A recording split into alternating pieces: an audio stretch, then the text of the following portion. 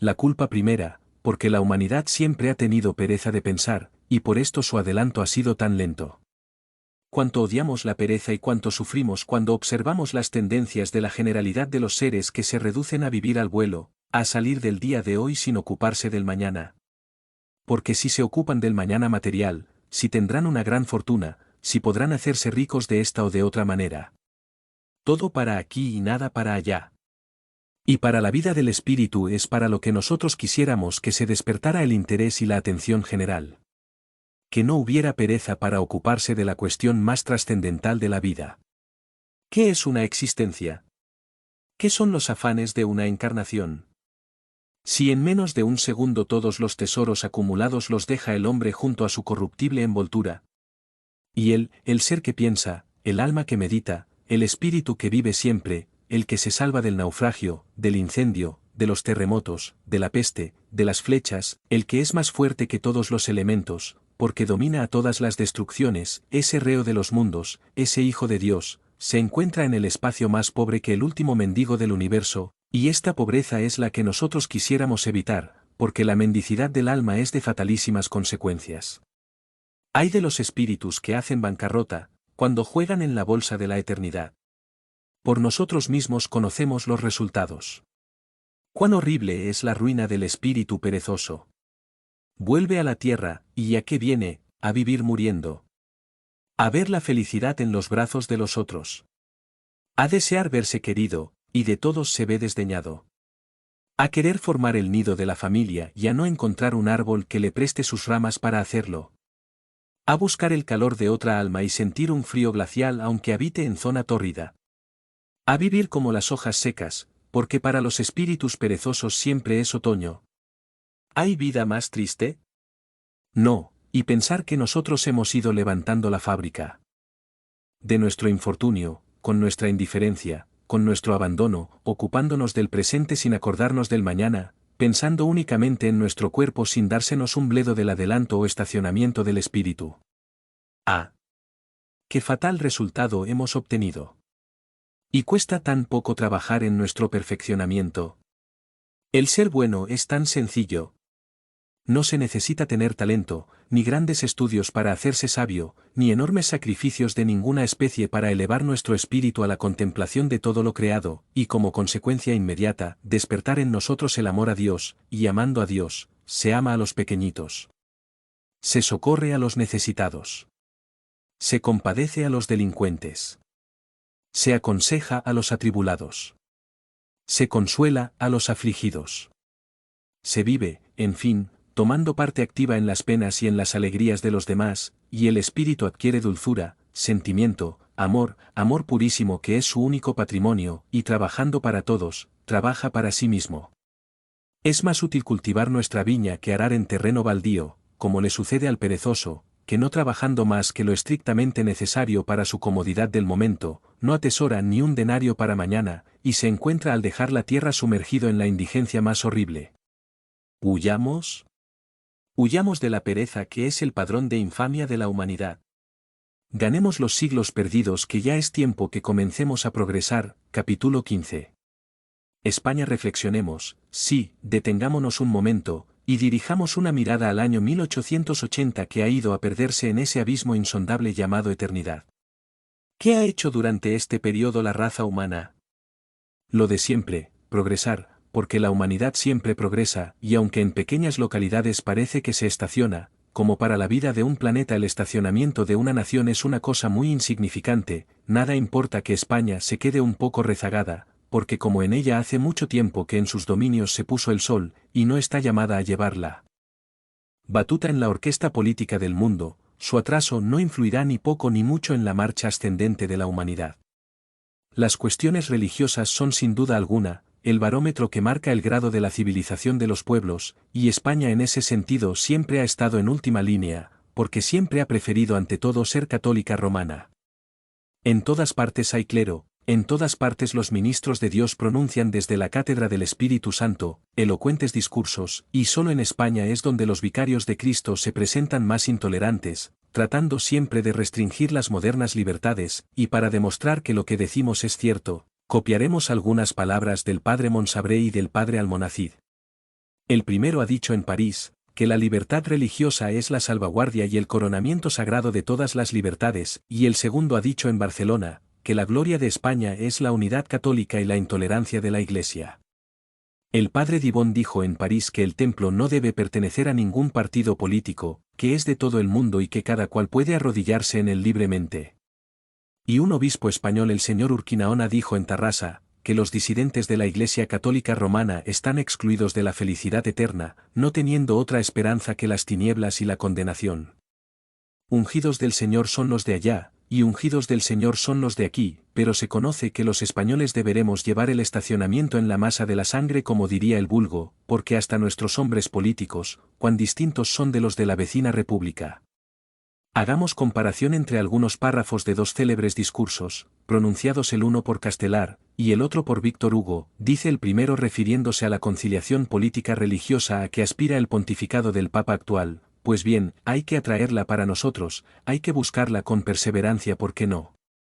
Conseguiremos poco, si consiguiéramos calmar ciertas inquietudes religiosas y traer la parte más ilustrada del clero, sino a la democracia y a la libertad, a un desistimiento de toda tendencia política y a un espiritualismo capaz de levantar consoladores ideales, sobre las inclinaciones demasiado positivistas de nuestro siglo, que peca cual la civilización romana en sus últimos tiempos de economistas y utilitarios. De todas suertes, el actual momento es el menos oportuno para reñir con la Iglesia. El sentido que hoy domina en los asuntos religiosos de Francia me asusta por su carácter jacobino.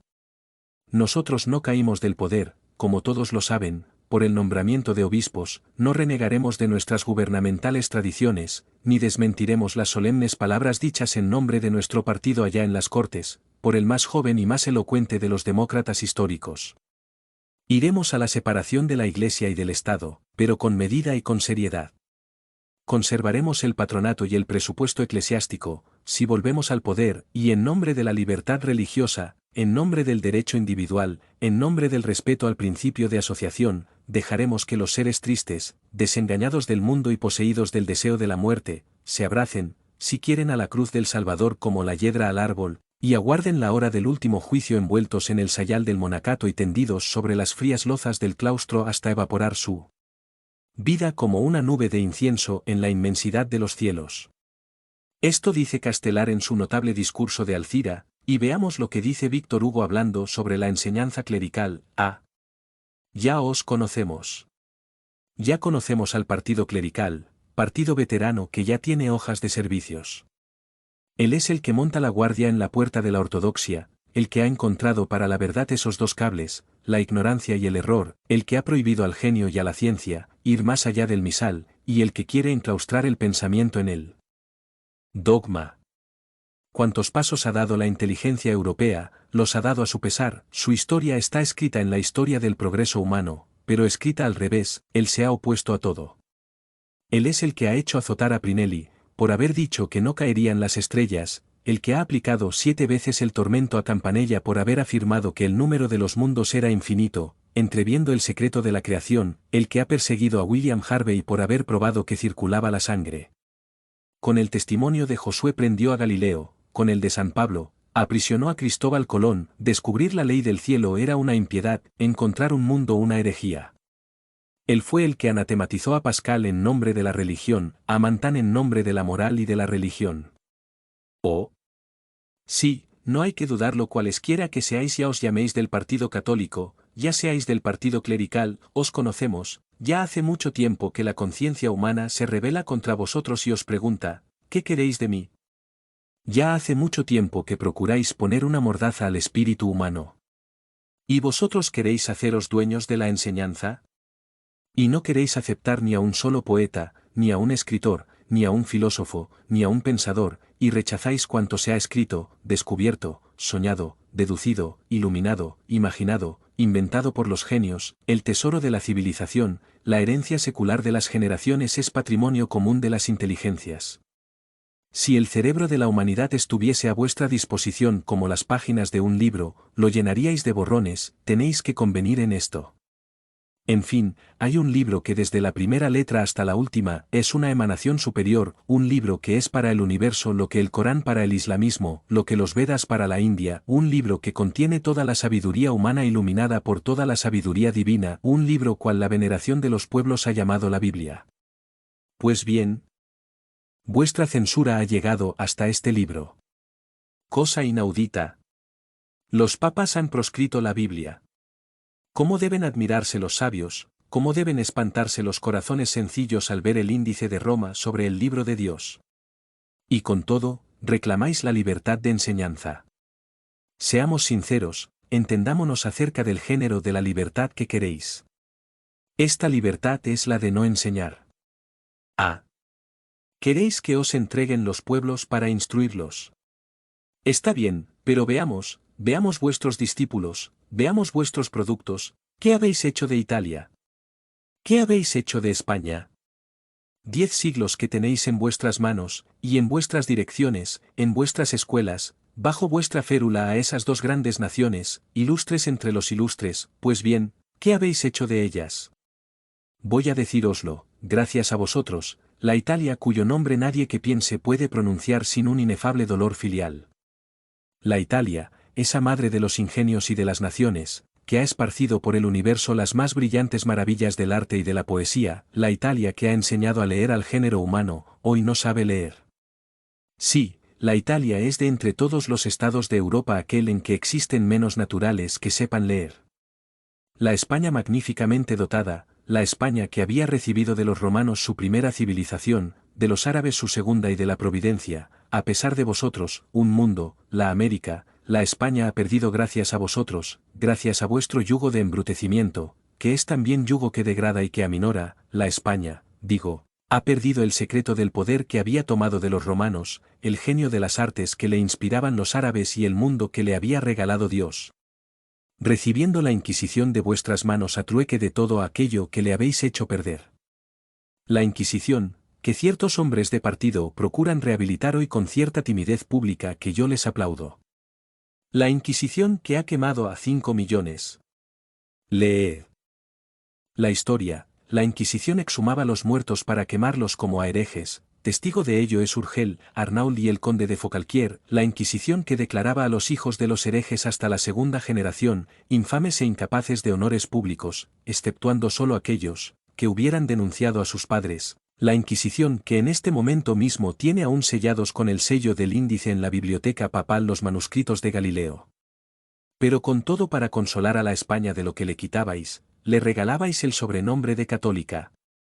¿Queréis saberlo? Vosotros habéis arrancado a uno de sus más grandes hombres, ese doloroso grito que es vuestra mayor acusación, prefiero que sea la grande a que se llame la católica. Aquí tenéis vuestras obras maestras, habéis apagado ese foco que se llama Italia, y habéis minado ese coloso que se llama España, ceniza es la una, y la otra escombros. Ved lo que habéis hecho de esos dos grandes pueblos. Ahora bien, ¿qué es lo que queréis hacer de la Francia? ¿Qué diferencia entre Castelar y Víctor Hugo?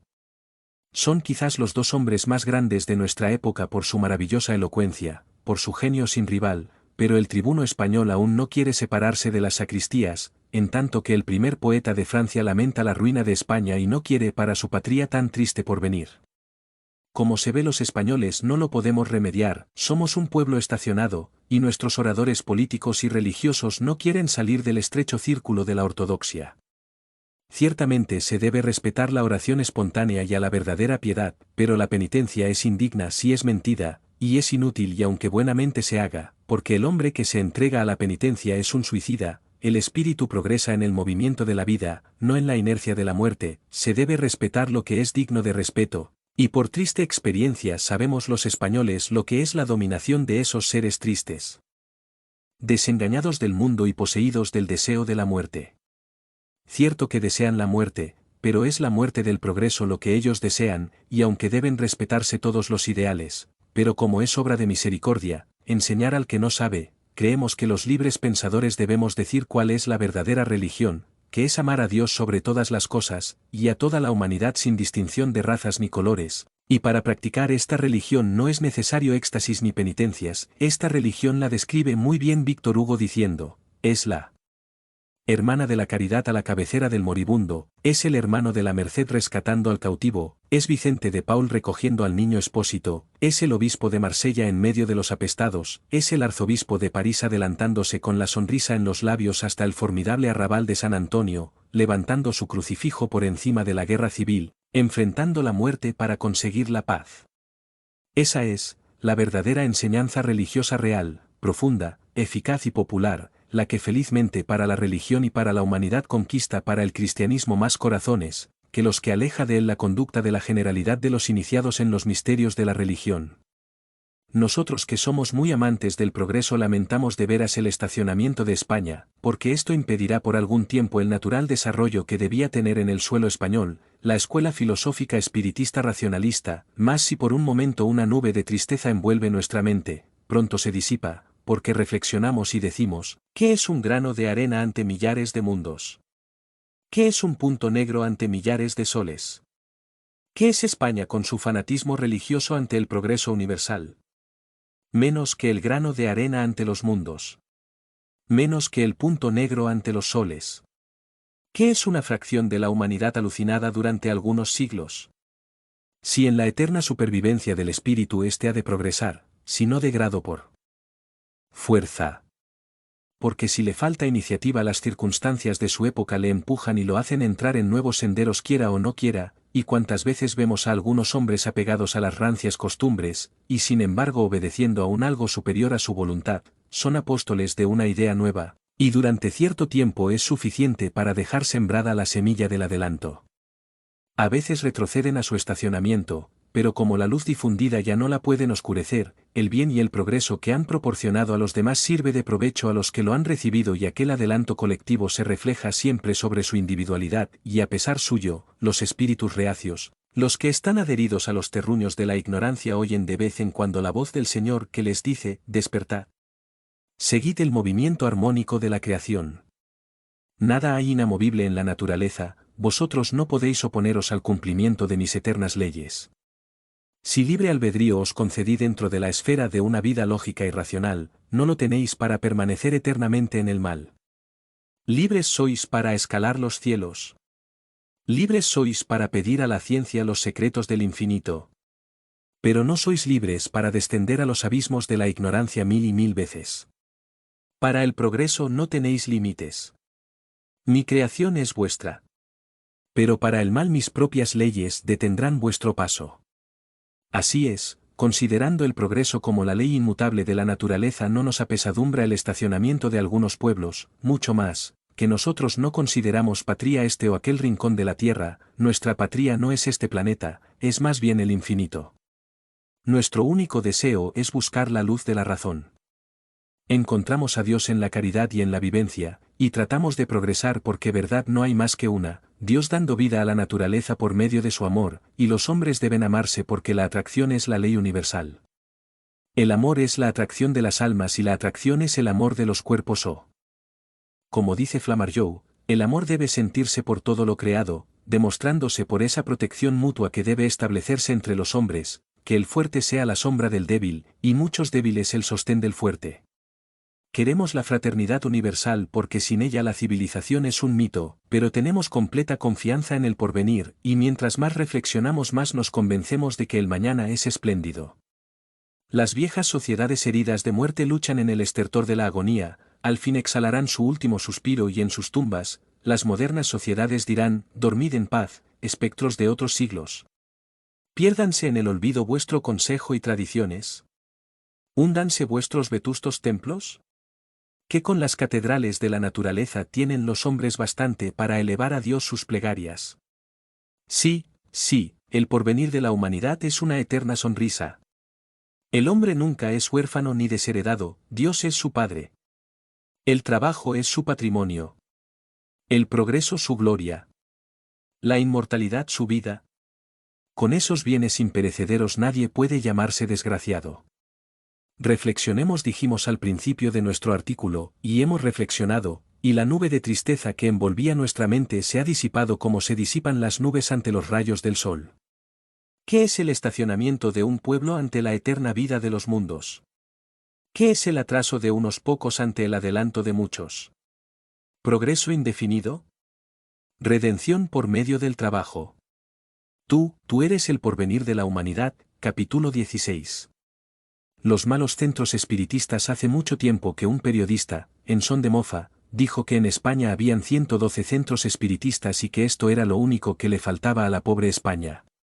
Nosotros entonces nos ofendimos por aquellas palabras, pero en el transcurso de los años, más de una vez nos hemos acordado del festivo gacetillero, y hemos dicho con profunda pena, tenía razón.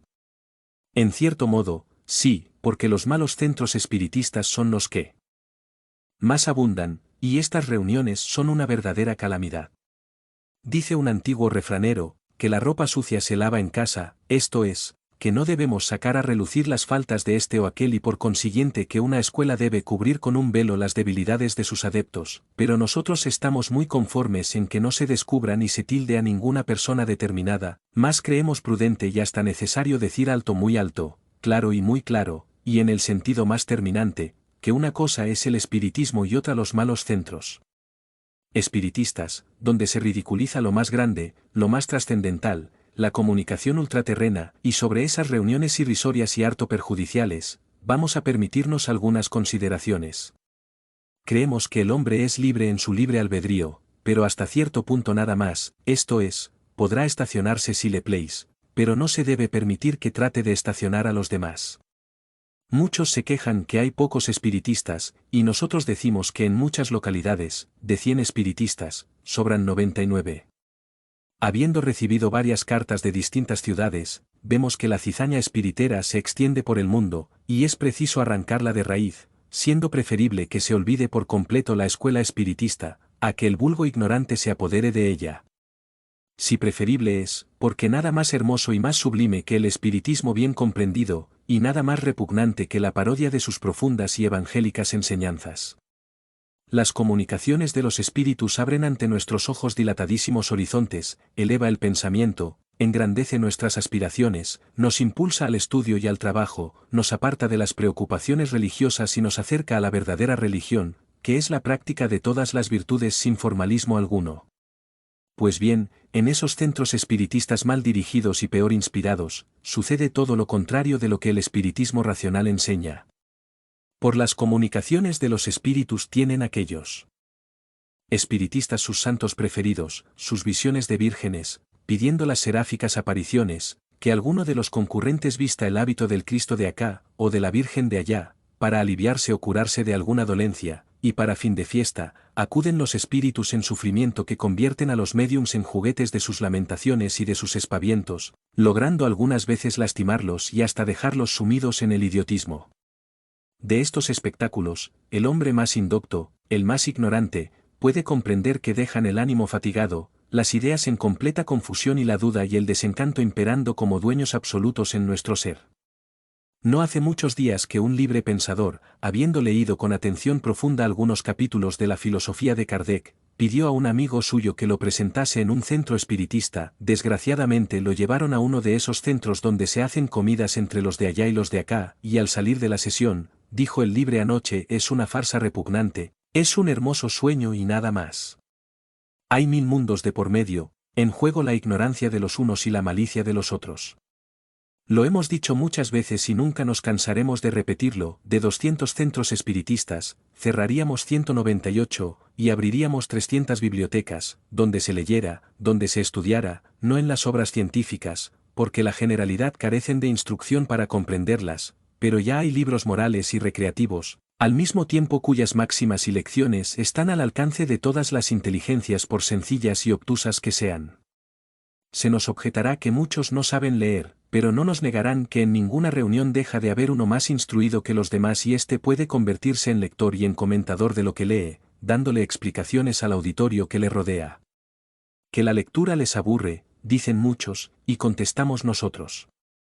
Si no les permitieran aquel juego de preguntas y respuestas, no se aficionarían a semejante entretenimiento, y prestarían atención a la lectura, y algunos algo aprenderían, pero desgraciadamente los que debían de servir de maestros, los que debían ser modelos por su actividad en el trabajo, son lo bastante egoístas, y bastante falsos de entendimiento, para creer que con saber ellos ya es suficiente, y dejan de asistir a las reuniones espíritas porque las encuentran monótonas y quedan multitud de espiritistas ignorantes como rebaño sin pastor, siguiendo cada cual el camino que se le antoja. Muchos se dedican a las curaciones por medio del fluido, es decir, pases magnéticos, otros cogen a una mala sonámbula por su cuenta que da medicinas al por mayor, aquellos a las danzas de mesas y esos otros a diversos fenómenos, y tras de esto, mil y mil abusos que están tan lejos de la comunicación racional de los espíritus, como el odio del asesino está distante del amor que siente el niño por su madre, pero, los que no conocen el espiritismo confunden el oro puro de la verdad con el falso oropel de la mentira, y si asisten a centros espiritistas donde falte una acertada dirección, se ríen del espiritismo, y dicen con muchísima razón, los espiritistas o son unos imbéciles o son unos canallas, pero de todos modos les falta sentido común. Y no es triste, no es doloroso, no es verdaderamente desconsolador que la primera escuela filosófica de nuestros días, la que demuestra que el espíritu progresa eternamente, que la justicia del Ser Supremo mantiene la balanza divina fiel a la verdad, la que nos manifiesta lo que han venido a hacer los redentores, que todos ellos han dicho a los hombres que son dueños del patrimonio del tiempo, esta filosofía que nos dice que la vida no tiene fin, que el adelanto del espíritu no tiene límites. Porque es eterna su individualidad, y que siempre Dios creará mundos para la colonización universal. Esta doctrina tan lógica y tan consoladora, esta creencia tan racional, tan verdaderamente grande, esta religión tan pura, tan despojada de vanos formalismos, y de absurdos ritos, nos causa pena porque las aberraciones de los unos, y el egoísmo de los otros y la indiferencia de los demás, la confunden con el progreso charlatanismo de los embaucadores o con la fe ciega de los estúpidos. El hombre pensador tiene que llorar con el llanto del alma al contemplar semejantes abusos. Y no debe enmudecer, no debe tolerar que la ignorancia se apodere de la primera escuela del mundo tan antigua como el hombre, debe decir alto y muy alto, claro y muy claro, que el espiritismo no es la farsa irrisoria de los malos centros espiritistas, el espiritismo es la ley del Evangelio. Es el estudio y el análisis de todos los problemas de la vida. Es la investigación y la comparación entre el pasado y el presente. Es la deducción razonada del porvenir. Es la práctica del bien por el bien mismo. Es el olvido de las ofensas. Es la tolerancia en todos los sentidos. Es la unión de los pueblos. Es la fraternidad de todas las razas. Es la resignación de todos los dolores. Es la esperanza de todas las amarguras. Es la fe basada en la verdad. Es la destrucción de la muerte y la realidad de la vida.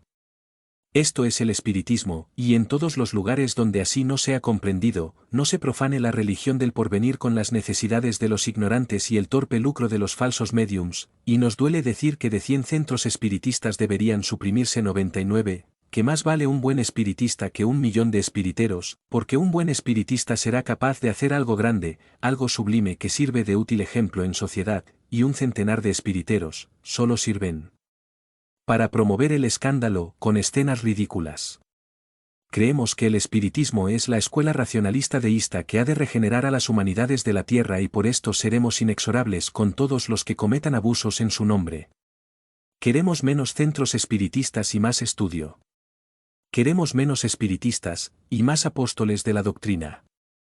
Queremos raudales de ciencia y mundos del amor, porque los hombres verdaderamente sabios, tendrán buen placer en instruir a las multitudes, y las almas buenas purificadas por la caridad, serán la providencia de los afligidos, serán el amparo del huérfano y el sostén del anciano, entonces no será un mito en la tierra la fraternidad universal.